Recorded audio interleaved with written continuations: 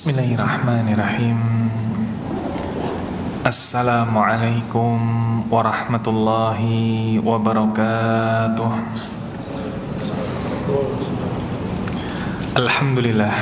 Alhamdulillahilladzi bini'matihi tatimmus shalihat wa bifadlihi ihtadal muhtadun. Allahumma salli wa sallim ala habibina wa qudwatina Muhammad sallallahu alaihi wa ala alihi wa sallam wa man ihtada bihadyihi wastanna bisunnatihi wa qaqtada biqudwatihi ila yaumiddin, amma ba'd.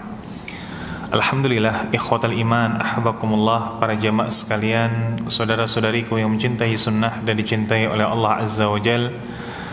Bersyukur pada malam hari ini Allah Azza wa Jal masih melimpahkan kepada kita nikmat dan juga rahmat, baik itu nikmat iman, nikmat sehat maupun nikmat waktu luang.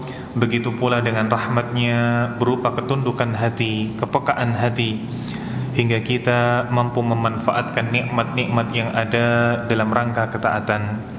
Semoga duduknya kita, menyimaknya kita pada majelis dalam malam hari ini semuanya tercatat di sisi Allah Azza wa Jalla sebagai ketaatan yang memperberat timbangan kebaikan kita kelak di yaumil qiyamah. Salawat dan salam juga senantiasa kita haturkan pada junjungan kita bersama Nabiullah Muhammad sallallahu alaihi wa ala alihi wasallam, juga pada keluarga beliau, istri-istri beliau, sahabat-sahabat beliau dan seluruh pengikut beliau yang senantiasa istiqamah menjalankan sunnah beliau sallallahu alaihi wa ala alihi wasallam. Alhamdulillah, kembali kita lanjutkan majelis fikih kita, yang mana kita masuk pada bahasan salat. Setelah pada pertemuan terakhir kita menyelesaikan bab tentang taharah, khususnya tentang istihadah, maka kita masuk pada bahasan salat. Salat, para jamaah sekalian, adalah sesuatu yang sangat sakral di dalam Islam. Betapa tidak, Nabi SAW tatkala menerima wahyu, semua aturan, semua syariat Nabi dapatkan melalui perantara malaikat Jibril alaihissalam, illa salah, kecuali salat. Nabi SAW mendapatkan perintah tentang salat langsung dari Allah Azza wa Jalla ketika dimi'rajkan. Ini menunjukkan bagaimana pentingnya dan agungnya kedudukan salat dalam syariat kita. Langsung Allah yang memerintahkan kepada Nabi SAW. Bahkan kita tahu bersama dalam hadis yang panjang bagaimana syariat salat pertama kali dibebankan kepada kita 50 rakaat, hingga kemudian terjadi tawar-menawar, disarankan oleh para nabi yang lain, hingga kemudian sampailah kewajiban salat hanya 5 kali dalam sehari. Sehingga para ulama mengatakan 5 salat yang kita lakukan dalam sehari semalam sejatinya bernilai 50 kali salat. Sejatinya bernilai 50 kali salat. Begitu pula kalau kita melihat tentang sakralnya salat, kita tahu bersama bahwasanya salat adalah tiang dari agama ini. Disebutkan dalam hadis Nabi SAW mengatakan ra'sul amr al-Islam. Pokok suatu perkara itu Islam. Seseorang sebaik apapun, kalau dia tidak Islam, bukan sebagai muslim, musprah bahasa Jawanya, percuma. Kalau kemudian seseorang ini muslim, entah dengan dosa yang bagaimana, selain syirik, masih berpeluang ia masuk ke dalam surga karena berpeluang Allah berikan ampunan kepadanya. Ra'sul amr al-Islam, pokok suatu perkara itu Islam. Wa amuduhus salah, tiangnya adalah salat. Wa dhirwatu sanamihi al-jihad, dan puncak perkaranya adalah jihad. Maka ketika landasan utamanya adalah syahadat, tanda keislaman seseorang. Yang menjaga syahadat ini salat, dan puncak ajarannya adalah jihad. Karenanya ketika membahas tentang salat, tentu saja dalil-dalil keutamaannya sangat banyak. Dalil-dalil yang mensyariatkannya sangat banyak. Namun yang hendak kita sampaikan, yakni bagaimana salat yang merupakan tiang dari agama dan jihad yang sebagai puncak dari ajaran, yang pertama kali dihisab oleh Allah bukanlah jihad tetapi salat. Yang pertama kali dihisab oleh Allah bukanlah puncak dari ajaran Islam, ini jihad, melainkan salat yang menjadi tiang ajaran agama ini. Nabi SAW menjelaskan dalam sebuah hadis. Nabi SAW mengatakan bahwa awwalu ma yuhasabu min ummati as-salah. Sesuatu yang pertama kali dihisab dari umatku adalah salat. Yang pertama kali dihisab di hari penghisapan, entah kita kemudian orang yang rajin berpuasa, entah kita kemudian adalah orang yang rajin bersedekah, dan kita merasa pede dengan pahala puasa ataupun sedekah itu, yang pertama kali dihisab adalah salat. Baik. Maka membahas tentang salat, tentu saja kita harus mulai dengan ta'rif dahulu, definisi terlebih dahulu. Apa itu ta'rif dari salat? Ta'rif salat lughatan, ta'rif salat secara bahasa artinya ad-du'a, doa. Jadi salat ini rangkaian dari doa.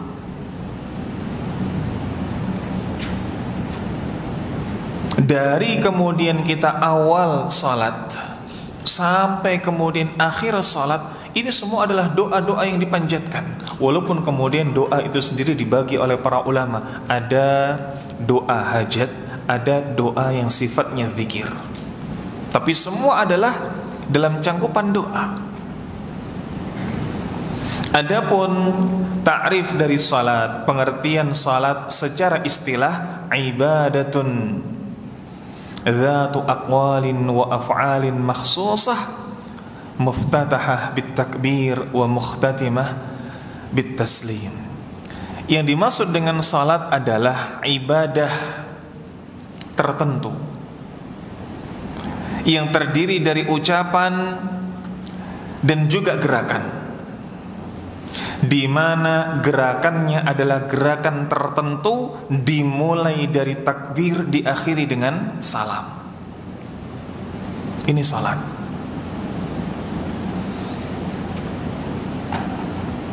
Makanya ketika membahas tentang salat, yang perlu digaris bawah, salat ini rangkaian dari aqwal dan af'al, rangkaian dari ucapan, rangkaian dari perbuatan yang makhsusah, tertentu, gerakannya tertentu, ucapannya tertentu, sehingga tidak bisa salat gerakannya ini sesuai dengan apa yang kita kehendaki. Saya merasa kalau sholat ini takbiratul ihram harus apa? Harus terbuka selebar-lebarnya. Kalau enggak sampai begini, enggak enak rasanya. Atau kalau takbiratul ihram harus kemudian di dada. Kalau enggak di dada, enggak khusyuk rasanya. Enggak bisa kok kemudian kita menisbatkan sholat harus demikian dan demikian hanya karena perasaan kita. Dalil. Demikian pula ketika kita dapati ada sebagian di antara saudara-saudara kita salat dengan gerakan-gerakan yang bisa dibilang gharib, gerakan-gerakan yang bisa dibilang aneh. Tidak bisa kita katakan demikian, bahwa salat harus dengan gerakan yang telah Allah dan Rasulnya tetapkan. Tidak bisa sekehendaknya. Tidak bisa sekehendaknya. Taib. Berikutnya, setelah kita membahas tentang definisi, yang berarti di sana salat adalah doa yang berarti salat di sana adalah rangkaian ucapan dan perbuatan yang tertentu. Dimulai dengan takbir, diakhiri dengan salam. Berikutnya adalah tentang keutamaan salat. Apa keutamaan salat? Sempat kita nukilkan di awal bahwa salat adalah tiang dari agama. Dan salat adalah rukun Islam yang paling ditekankan setelah 2 kalimat syahadat. Kalau tadi kita sampaikan bahwa Ra'sul Amr al-Islam, pokok dari suatu perkara itu Islam. Inilah yang membedakan seseorang itu apa? Layak masuk surga atau tidak. Kalau dia bersyahadat, layak dia masuk surga selama tidak berbuat syirik. Kalau dia tidak bersyahadat, sedermawan apapun, sebaik apapun, tidak kemudian didapatkan baginya surga. Maka muncul pertanyaan, ketika kita sudah bersyahadat, layak bagi kita mendapatkan surga, apakah kemudian syahadat kita akan aman selamanya? Kalaupun kita sudah jauh-jauh dari yang namanya syirik, apakah syahadat kita aman selamanya? Jawabannya tentu saja tidak.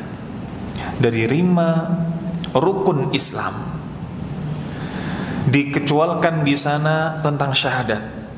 Tersisa 4 dari salat, dari zakat, dari puasa, dari haji. 4 sisa ini ada yang kemudian bisa mengancam syahadat kita, bisa mengancam keislaman kita jika kita tinggalkan. Dan ada 3 pendapat besar dari para ulama. Yang pertama adalah orang yang meninggalkan salat. Orang yang meninggalkan salat ini akan bisa menggugurkan keislamannya. Pendapat yang kedua, barang siapa yang meninggalkan salat dengan zakat, dikaitkan salat dengan zakat. Yang ketiga, ketika melakukan salah satu dari 4 sisa dari rukun Islam tersebut atau meninggalkannya tanpa uzur. Jadi pendapat pertama, dia meninggalkan salat bisa mengancam syahadatnya. Kalau meninggalkan zakat, meninggalkan puasa, meninggalkan haji, berarti enggak. Ini menurut pendapat pertama. Pendapat yang kedua, meninggalkan salat dan zakat, berarti kalau dia meninggalkan puasa, enggak ada masalah. Meninggalkan haji, enggak ada masalah. Pendapat ketiga, apapun di antara 4 rukun dari rukun-rukun Islam yang ditinggalkan, ini semua bisa berpotensi menghilangkan syahadat, menggugurkan syahadat. Mana dari 3 pendapat ini yang paling kuat? Dari 3 pendapat ini yang paling kuat, dari 4 rukun Islam yang bisa menggugurkan syahadat adalah pendapat pertama, yakni barang siapa yang meninggalkan salat. Ini pun dirinci lagi oleh para ulama. Meninggalkan salat, kalau di sana meninggalkan salat secara sengaja, berarti apa? Saya sudah tidak butuh salat. Saya tidak lagi menganggap salat wajib bagi diri saya. Sengaja dia tinggalkan salat dengan keyakinan bahwasanya salat ini bukan hal yang urgent, salat ini bukan hal yang penting. Maka para ulama mengatakan auto kafir, otomatis kafir. Tapi pendapat yang kedua, yakni barang siapa yang ia meninggalkan salat karena malas, atau mungkin lebih tepatnya bukan pendapat tapi klasifikasi kedua. Klasifikasi yang kedua, yakni barang siapa yang meninggalkan salat karena malas, maka tidak dihukumi auto kafir. Tidak dihukumi auto kafir. Apakah di sana ada rincian? Ada. Barang siapa yang meninggalkan salat karena malas, pendapat yang masyhur dari Syafi'iyah, bahwa dia adalah orang yang fasik, pelaku dosa besar. Sementara di sana ada pendapat yang masyhur dari kalangan para ahlul ilm, Kalau di sana meninggalkan salat karena malas, tetapi asyaddu kaslan, malasnya kebangetan. Subuh ndak salat, zuhur ndak salat, asar ndak salat, maghrib ndak salat, isya ndak salat, Jumatan ndak salat, Idul Fitri, Idul Adha ndak salat, kecuali kalau ingat. Kalau sudah kebangetan malasnya seperti ini, maka menurut pendapat yang wallahu a'lam bishawab, insyaallah kuat, dan ana condong pada pendapat ini, orang yang malas salat tapi malasnya kebangetan pun juga bisa menyebabkan kafir, menggugurkan syahadatnya. Maka hati-hati tentang salat ini. Baik,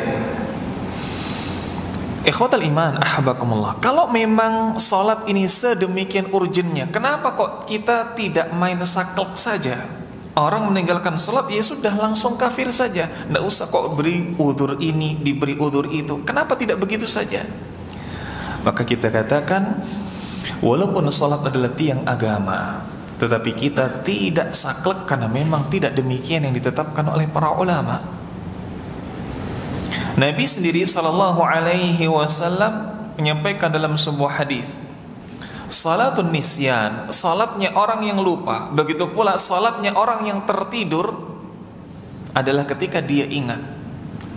Adanya hadis ini berarti Nabi sallallahu alaihi wasallam mengakui ada di sana orang yang tidak salat bukan karena malas, bukan pula karena meyakini salat tidak wajib, tapi ada yang dia karena lupa, ada yang karena dia ketiduran.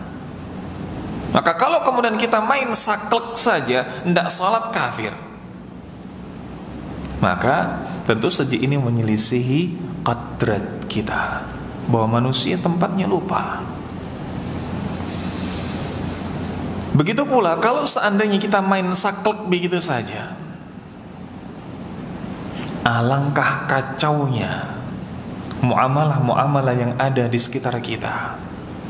Contoh, ketika kemudian dengan mudah seseorang ini saat tidak sholat dikatakan kafir, berapa banyak kemudian para ahli waris yang mestinya mendapat waris menjadi tidak mendapatkan waris karena pernah didapati tidak sholat. Berapa banyak kemudian wanita yang mestinya bisa dengan mudah menikah dengan adanya wali, tapi walinya pernah didapati satu kali tidak sholat, maka dihukumi kafir. Lalu bagaimana dengan walinya? Tentu saja akan banyak sekali apa? Banyak sekali kesulitan. Baik. Dan disampaikan di sini di antara keutamaan salat adalah salat ini sebagai penggugur dosa. Nabi sallallahu alaihi wasallam mengatakan as-salawatul khams wal jum'atu ila al-jum'ati wal ramadan ila ramadan mukaffiratun lima bainahunna majtunibatil kabair. Salat yang 5, yakni dari subuh ke zuhur, zuhur ke asar, asar ke maghrib, maghrib ke isya, isya ke subuh. Wal jum'atu ilal jum'ati, dari salat Jumat yang satu ke salat Jumat berikutnya, dari Ramadan yang satu ke Ramadan berikutnya. Ini semua adalah penggugur dosa di antara itu semua. Dalam riwayat yang lain juga disebutkan wal umratu ilal umrati, dari umrah yang satu ke umrah yang lainnya, penggugur dosa di antara itu semua. Maka salat ini jelas sebuah kebaikan besar, dan kebaikan besar adalah penggugur dosa. Bahkan perbuatan baik saja ini juga sudah bisa disebut sebagai penggugur dosa. Nabi sallallahu alaihi wasallam mengatakan dalam hadis yang sahih dinukilkan oleh Imam Nawawi dalam Arba'in, apa yang disampaikan oleh Nabi? Apabila kalian melakukan dosa, segera iringi dengan ketaatan. Apabila kalian tergelincir dalam dosa, dalam khilaf, segera iringi dengan ketaatan. Kenapa? Tamhuha, karena perbuatan baik ini menggugurkan dosa yang kalian lakukan. Nah, kalau disebutkan dalam hadis sifatnya umum, kebaikan ini bisa menggugur dosa, apalagi kalau kebaikannya adalah kebaikan yang besar seperti salat. Namun terkait dengan salat sebagai penggugur dosa, ada di antara saudara-saudara kita yang meyakini di sana ada istilahnya salat taubat. Bagaimana salat taubat? Dengan tata cara yang tertentu, dengan bacaan yang tertentu. Ada bacaan di sana surat Al-Ikhlas sekian puluh kali. Kalau tidak demikian, tidak dikatakan salat taubat. Ini sesuatu yang la aslalahu, tidak ada dalilnya. Salat taubat dikatakan dalam hadis apabila seseorang adnaba dzamban, melakukan suatu kesalahan dosa, dan dia bertaubat, maka dia salat 2 rakaat. Niatnya apa? Ya sudah, niatnya salat mutlak bisa, niatnya salat taubat pun bisa, tapi tidak dengan tata cara yang khusus. Nggak kok kemudian kalau salat taubat berarti apa? Takbirnya pakai astaghfirullah. Nggak. Tetap takbirnya ya Allahu Akbar. Enggak kok kemudian ketika apa? Ketika dalam salat membacanya setelah surat Al-Fatihah lalu surat At-Taubah dari awal sampai akhir. Enggak juga. Atau ketika di sana membaca surat Al-Ikhlas harus sekian puluh kali. Enggak juga. Sama. Maka ketika kemudian ada istilah salat taubat, yang perlu kita kritisi bukan tentang ada atau tidaknya salat taubat, tapi tentang tata cara tertentu dalam salat taubat tersebut. Tidak ada tata cara tertentu dalam salat taubat. Baik. Berikutnya, ikhwatal iman ahbakumullah, terkait dengan keutamaan salat, Nabi SAW juga menyindir orang-orang yang dia notabene banyak dosa lalu malas-malasan untuk salat. Nabi SAW menyampaikan kepada kita, ara'aitum law anna nahran bi babi ahadikum ightasilu minhu kulla yawmin 5 marratin hal yabqa min daranihi syai'. Apa pendapat kalian wahai para sahabatku, apabila di depan pintu rumah kalian ada sungai yang mengalir? Di depan pintu rumah kalian ada sungai yang mengalir, dan dia pun kemudian mandi di sungai tersebut setiap hari sebanyak 5 kali. Apakah masih tersisa padanya kotoran? Kalau kita cermati hadis ini, ayyuhal ikhwah, kita akan dapati Nabi menggunakan lafal, bagaimana menurut kalian apabila ada sungai di pintu kalian? Pintu, setiap dari kita punya pintu. Artinya sesuatu yang mudah diraih, sesuatu yang kalau kita lakukan tidak butuh effort. Kita mau sholat butuh kita keringetan? Tidak. Kita mau sholat butuh kita berpayah-payah dulu seperti seseorang nge-gym? Tidak. Mudah kita lakukan. Dan Nabi katakan, bagaimana menurut kalian apabila di pintu kalian terdapat sungai dan kalian mandi di sana 5 kali dalam sehari? Apakah tersisa kotoran di tubuh kalian? Tentu saja tidak. Maka ini seakan-akan kemudian Nabi menyindir seseorang yang dia banyak dosa tapi malas-malasan. Dan beliau katakan, fadzalika mathalus salawatil khams yamhullahu bihinnal khataya. Demikianlah perumpamaan salat 5 waktu, di mana salat tersebut akan Allah leburkan kesalahannya. Baik. Berikutnya, ikhwatal iman ahbakumullah, setelah keutamaan kita masuk pada wujubus salah, kewajiban salat.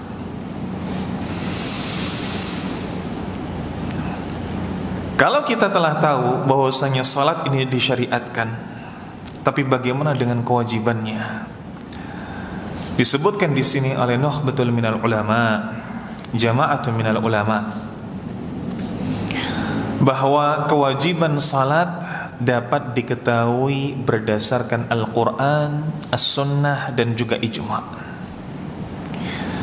Berdasarkan Al-Quran, Allah Ta'ala mengatakan dalam surat Al-Baqarah, wa aqimus salah, dan dirikanlah salat.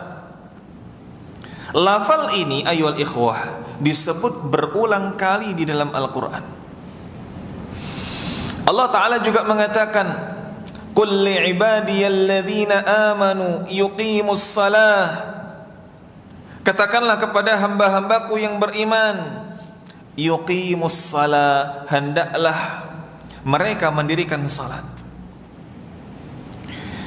Begitu pula dalam ayat-ayat yang lain, sampai-sampai kemudian para ulama menyebutkan salat ini di dalam Al-Quran, seruan untuk mengerjakannya jumlahnya puluhan. Bahkan salat ketika digandengkan dengan zakat saja jumlahnya 20 lebih. Perintah untuk salat yang digandengkan dengan zakat ini 20 tempat di dalam Al-Quran. Belum lagi ketika perintah untuk salat saja. Luar biasa. Adapun dari hadis Nabi sallallahu alaihi wasallam,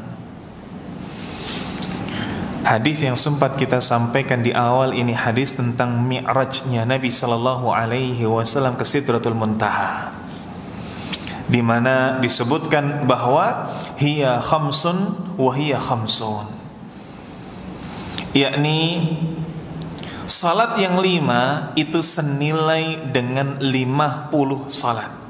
Salat kita yang 5, yakni dari subuh sampai isya, senilai dengan 50 salat.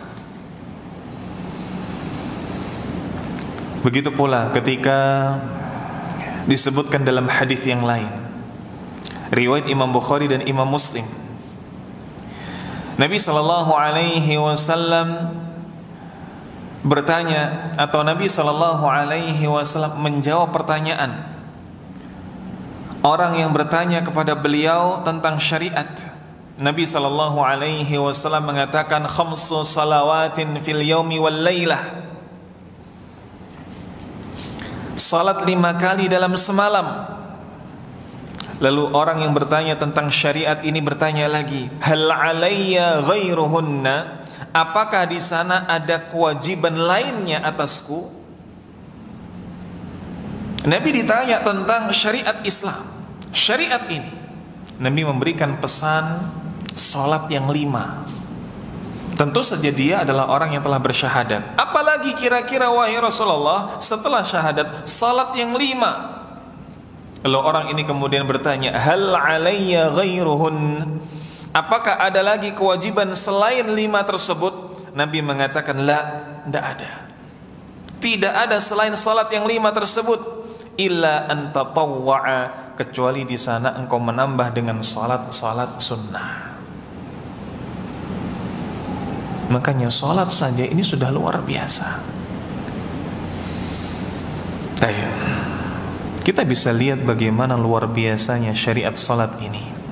Ketika haji dikaitkan dengan man istata'a ilaihi sabila, yang mampu. Zakat pun diberikan batasan hanya pada para muzakki saja, orang yang dia punya harta tapi tidak sampai nisab tertentu, atau orang sudah sampai nisab tertentu tapi sampai pada haulnya hilang harta tersebut,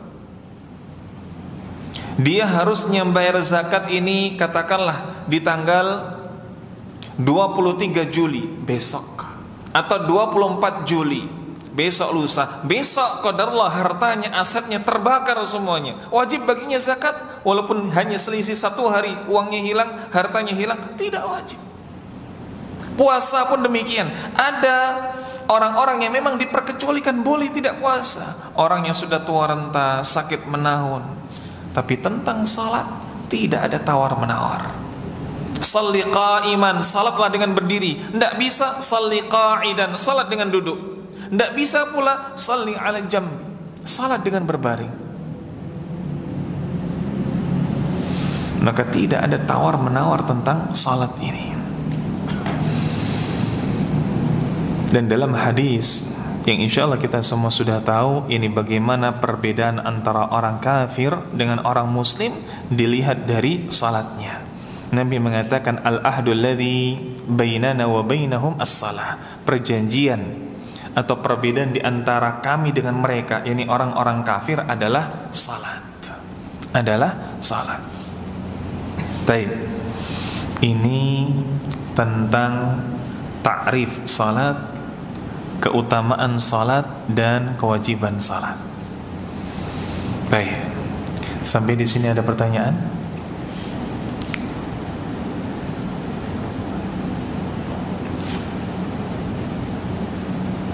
Insyaallah.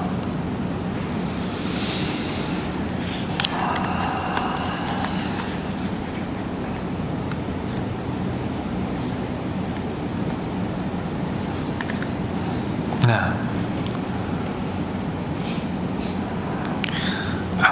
disebutkan di sini, Ustadz, apakah benar orang yang meminum khamr salatnya tertolak selama 40 hari? Jika benar, apakah orang tersebut meninggalkan salat selama 40 hari atau dia tetap berkewajiban untuk salat? Ikhwatul iman, ahabbakumullah, ketika disebutkan keutamaan salat yang luar biasa, begitu pula tentang wajibnya salat yang tidak ada satu keadaan pun bisa menggugurkannya. Bukan berarti ketika di sana disebutkan dalam hadis, barang siapa yang mendatangi dukun dan membenarkannya, maka dia telah kafir terhadap apa yang diturunkan kepada Muhammad, atau dia sekedar datang saja tidak percaya, maka dia tidak diterima salatnya 40 hari. Atau berkaitan dengan orang yang meminum khamr, ini semua bukan berarti kemudian dia tidak salat, dia tetap salat. Cuma di antara bentuk hukuman Allah adalah salatnya selama 40 hari tersebut la yuthabu, tidak diberikan pahala. Sama seperti ketika disebutkan dalam hadis, yakni ada 3 golongan yang salatnya tidak akan terangkat walaupun hanya sejengkal di atas kepala. Walaupun sejengkal di atas kepala tidak diterima oleh Allah. Siapa? Satu kaum yang dipimpin oleh seorang imam dan imam ini dibenci oleh kaumnya. Yang kedua, ini seorang wanita yang dia meninggalkan kewajibannya pada suami. Wa imra'atun batat wa zawjuha 'alaiha sakhit. Seorang wanita yang dia pulas tidur di malam hari sementara suaminya dalam keadaan marah karena diminta untuk melayani tapi menolak. Dan yang ketiga, 2 orang bersaudara yang saling satru, saling berseteru. 3 golongan ini dikatakan dalam hadis tidak akan terangkat salatnya walaupun sejengkal di atas kepala. Apakah berarti orang yang dia sedang musuhan dengan saudaranya, atau seorang istri yang sedang dia marah kepada suaminya, naudzubillah, apakah berarti mereka tidak salat? Tetap salat, tapi salatnya musproh kalau bahasa Jawa. Apa musproh? Sia-sia. Nah, wallahu a'lam bissawab. Baik, ada pertanyaan sampai di sini? Pertanyaan lagi? Nah, fadhal. Masyaallah. Mengenai sholat, orang yang meninggalkan sholat bisa dikatakan kafir. Nah, Yang saya tanyakan, dulu waktu saya masih muda Pak, sering meninggalkan sholat seperti itu, apakah juga bisa dikatakan begitu? Apakah harus syahadat kan? Masya Allah. Baik. Alhamdulillah wassalatu wassalamu ala Rasulillah wa ala alihi wa sahbihi wa mawalah wa la hawla wa la quwwata illa billah. Seperti yang tadi kita jelaskan, bahwa meninggalkan salat bisa menyebabkan kekafiran. Baik itu ketika dia dengan sengaja keyakinan bahwasanya salat tidak lagi wajib maka auto kafir, atau dia malas, tapi malas yang keterlaluan, malas yang kebangetan. Bagaimana ketika dikatakan dulu saat muda demikian, maka semoga sekarang pun masih tetap muda. Nah, bagaimana ketika dulu saat muda pernah tidak salat? Entah kemudian termasuk yang meyakini salat tidak lagi wajib, atau yang karena malas-malasan. Apakah berarti sekarang harus syahadat ulang? Jawabannya tidak. Ketika Anda sudah bertaubat, maka Anda tidak perlu bersyahadat ulang. Ketika Anda sudah bertaubat, tidak perlu bersyahadat ulang. Langsung saja salat. Dan jangan lupa setelah taubat di sana ada inabah. Apa inabah? Kembali kepada aturan Allah. Jangan diulangi lagi, jangan dibaleni lagi. Betul-betul digenggam yang namanya syarat taubat tersebut, yakni meninggalkan, menyesali dan berjanji tidak mengulangi lagi. Baik, wallahu a'lam bishawab. Pertanyaan berikutnya, Ustadz, apakah setiap dosa harus sholat taubat? Nah, hukum sholat taubat itu tidak wajib, tetapi hukum taubat wajib. Hukum sholat taubat tidak wajib, tapi hukum taubat wajib. Maka barang siapa yang dia berdosa, melakukan kesalahan dan menyesalinya, hendaklah dia bertaubat. Apakah harus kemudian dia salat taubat? Tidak. Salah satu bentuk taubat adalah dengan salat, tapi tidak harus dengan salat taubat. Kenapa? Karena seperti yang tadi kita sampaikan, bentuk pertaubatan itu bukan hanya dengan istighfar saja. Bentuk pertaubatan bukan hanya dengan salat saja. Bentuk pertaubatan juga dengan amal saleh. Ketika kita berbuat dosa lalu kita berbuat baik, perbuatan baik setelah berbuat dosa, ini salah satu bentuk pertaubatan. Salah satu bentuk pertaubatan. Nah, wallahu a'lam bishawab. Ada lagi pertanyaan? Nah, Pak. Kalau semisal kita lupa sholat, kemudian kita ingat, namun sudah masuk waktu sholat selanjutnya, manakah yang dikerjakan dahulu? Sholat yang kita lupa atau sholat yang masuk jam tersebut? Baik. Alhamdulillah, wassalatu wassalamu ala rasulillah wa ala alihi wa sahbihi wa mawalah wa la hawla wa la quwwata illa billah. Bagaimana ketika kita lupa sholat, lalu kemudian saat lupa sholat tersebut tersadar ketika sudah masuk waktu sholat berikutnya. Sholat duhur lupa, ingatnya sholat duhur atau ingat belum sholat duhur ketika adzan asar. Mana yang harus dilakukan? Sholat duhurnya yang terlupa atau sholat asar yang memang sudah waktunya? Yang harus dilakukan adalah dengan runtut. Dengan runtut, ini yang afdal.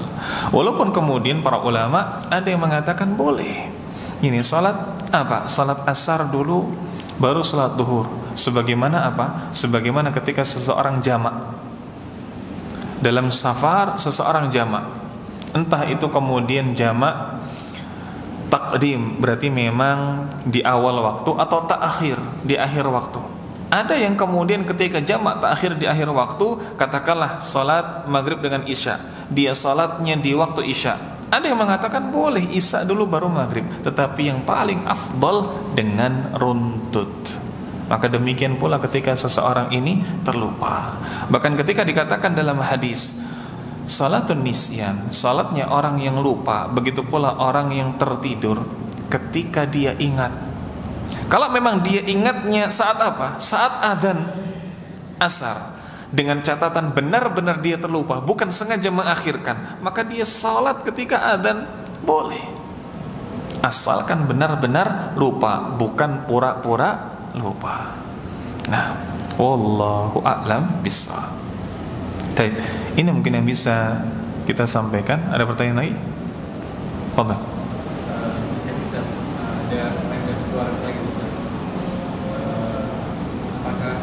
Jalannya udah sulit besar, itu apakah harus dapat khusus besar juga sholat Jumat jadi sulit besar. Sedangkan masjidnya itu rata-rata aksesnya tuh kayak harus naik tangga gitu. Insyaallah. Alhamdulillah, wassalatu wassalamu ala rasulillah wa ala alihi wa sahbihi wa mawalah wa la hawla wa la quwwata illa billah. Bagaimana ketika didapati ada seorang yang tua renta, susah baginya untuk sholat ke masjid, susah baginya untuk kemudian sholat lebih-lebih di masjid yang padat atau di masjid yang dia menggunakan tangga. Bolehkah dalam kasus yang demikian dia tidak sholat ke masjid dan dia tidak sholat di masjid di waktu padat seperti sholat Jumat dan lain sebagainya? Jawabannya boleh. Jawabannya boleh. Lebih-lebih ketika itu notabene adalah salat Jumat, boleh diganti dengan salat zuhur. Tapi kalau kemudian pertanyaannya, boleh nggak kemudian salatnya di apa? Salatnya diganti, Ustaz. yakni salatnya diganti, bukan dia salat sendiri tapi disalatkan. Nah, ini yang jelas tidak boleh. Nah, ini yang jelas tidak boleh. Bahkan sebagian ulama membolehkan dalam kasus tertentu ketika seseorang ini terbaring lemah,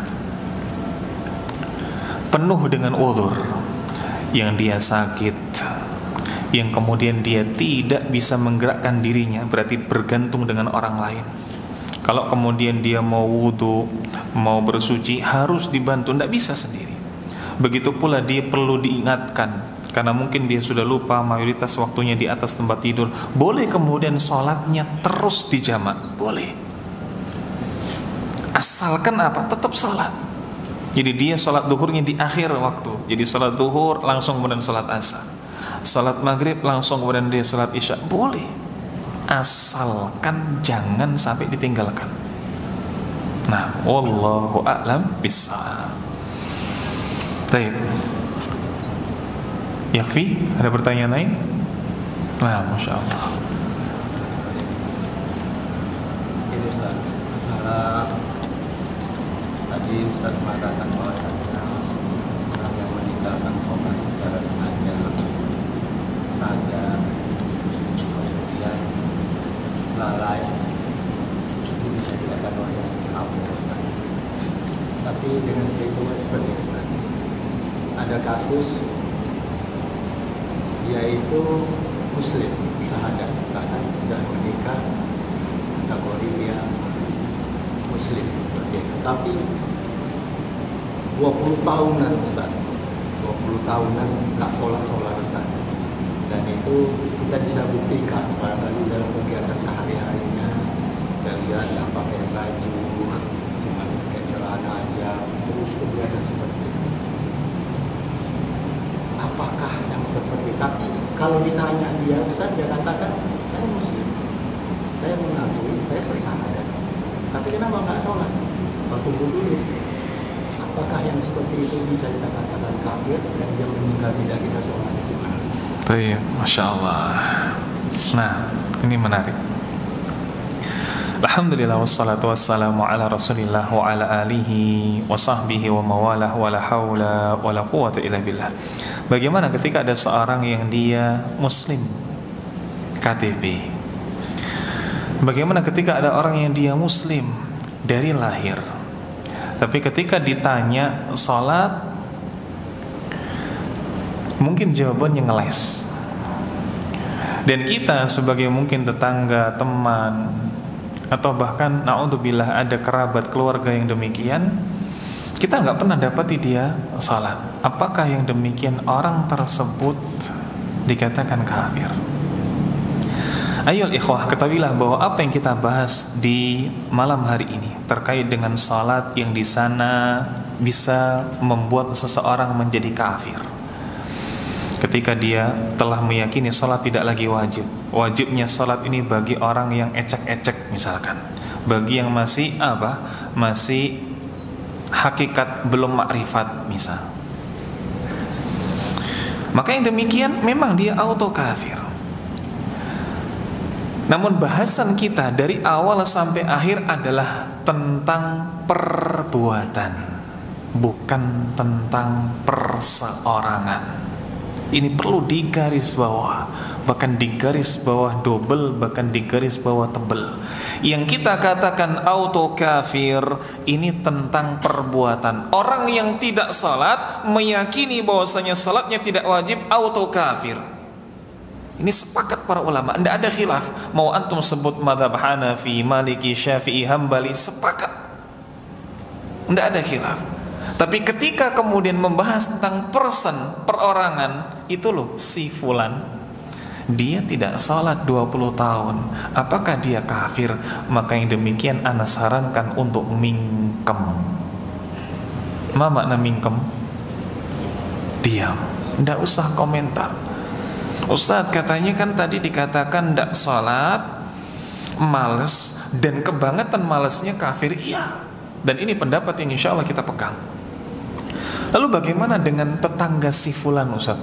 Dia tidak pernah kita dapati salat, apakah dia kafir? Mingkem.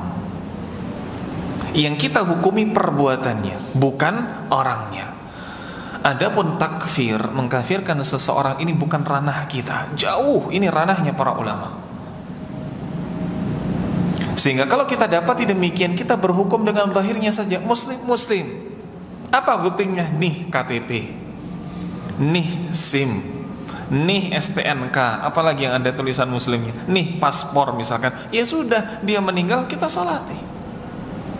Bahkan ayo ikhwah, ana tahu, ana kenal, bukan kenal, ana tahu dia, dan insya Allah dia tidak tahu ana. Masyhur, ada seorang tokoh yang masyarakat kita lebih kenal dia dimulai dari seorang budayawan. Rumahnya di Jogja. Ana mungkin tidak perlu sebut nama daerahnya, tetapi di daerah tersebut ana ada majelis taklim rutin. Dulu di malam hari, sekarang di pagi hari ba'da subuh. Dan takmir masjid selama bertahun-tahun nyampaikan kepada anak, pernah tidak si fulan itu, atau anak bertanya, pernah tidak si fulan itu sholat di masjid ini? Padahal jarak antara dari rumahnya ke masjid ini, subhanallah, paling dari sini ke lampu merah situ, tidak jauh. Pernah tidak salat 5 waktu di sini? Tidak pernah. Salat Jumatan? Tidak pernah. Salat Id? Tidak pernah. Loh, memang dia nggak tinggal di sini? Oh, tinggal Ustaz. Kalau ada tetangga yang meninggal, dia pernah takziah. Dan ana lihat. Dan dia menyampaikan tentang apa? Dalam show-nya, kalau mungkin kita bisa sampaikan. Dalam show-nya dia sampaikan tentang agama. Walaupun dia memulai menstempel dirinya dengan seorang budayawan yang kemudian menyampaikan tausiah, tapi tidak pernah didapati salat di masjid dekat rumahnya. Apakah kemudian kita hukumi dia kafir? Enggak, bukan ranah kita, ya ikhwah, bukan ranah kita. Nah, sehingga apa kewajiban kita kepada dirinya? Kewajiban kita adalah bagaimana kita memperlakukannya sebagai saudara atau tetangga. Dan kalau kita kemudian dapati dia meninggal dan kita tidak mensalatinya, kita yang dosa. Nah, wallahu a'lam bishawab. Baik, ini mungkin yang bisa kita sampaikan pada kesempatan di malam hari ini. Atas banyak sekali kurangnya dan sedikit lebihnya ana mohon maaf. Wassallallahu ala nabiyyina wa ala alihi wa sahbihi wa mawalah. Akhiru kalam wa akhiru da'wana alhamdulillahi rabbil alamin. Tsumma assalamu alaikum warahmatullahi wabarakatuh.